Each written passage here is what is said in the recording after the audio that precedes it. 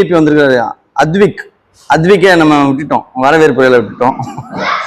ஆமா, அத்விக் அந்த உட்காந்துருக்காருல்ல. ஏன்னா 5ல் வளையாது 50ல் வளையுமான்னு சொல்லுவாங்க.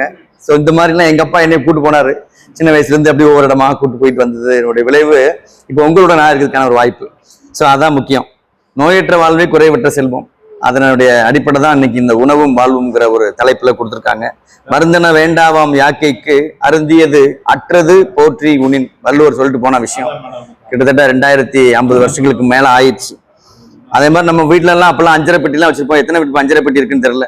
அதெல்லாம் ஒவ்வொரு வீட்லயும் இருக்குன்னு சொல்லுவாங்க. அந்த அஞ்சரை பெட்டிக்கான மகத்துவம் 5 விரல் மாதிரி. இந்த 5 விரல் ஒன்னா இருந்தாதான் நமக்கு ஸ்ட்ரென்த் கிடைக்கும். ஸோ அந்த மாதிரி மகத்துவம். அதே வள்ளுவர் இன்னொரு ஒரு குறள் சொல்லிக்கிற 1033வது குறள்ல, உழுதுண்டு வாழ்வாரை வாழ்வார் மற்றெல்லாம் தொழுதுண்டு பின்னே செல்பவர் அப்படின்னு சொன்னார். இவங்க என்ன செய்யறாங்க, தனக்கு வேண்டியதை விளைவிச்சு தானும் சாப்பிட்டு மற்றவங்க கொடுத்து போகக்கூடிய ஒரு பொறுப்புல இருக்கணும் அப்படிங்கிற விஷயத்தை தான் வள்ளுவர் விவசாயிகளுக்கு சொல்லிட்டு போனாரு. அப்போ உணவுக்கு அவர் எவ்வளவு தூரம் முக்கியத்துவம் கொடுத்துருக்காரு வான்புகள்ங்கிறது விஷயம் அது.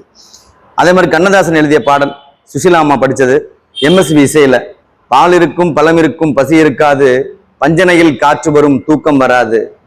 என்ன ஒரு அற்புதமான வரி பாருங்க. இதெல்லாம் நம்ம உடல் ஆரோக்கியத்துக்கான ஒரு விஷயம். அது மறைமுகமா நல்ல உணவை எடுத்துக்கிட்டோம் அப்படின்னா அந்த மாதிரியான தூக்கம் நல்லா வரும். எல்லா விஷயத்தையும் சொல்லிட்டு போனாங்க. இருக்கும் ஆசை விடாது, நடக்க வரும் கால்களுக்கு கூட அது என்ன செய்யாதான், துணிவு கொடுக்காது. அப்ப கால் நடக்கணும்னா நல்ல உணவு வேணுங்கிற விஷயத்துல இன்னைக்கு கொடுக்க போறாங்க அம்மா.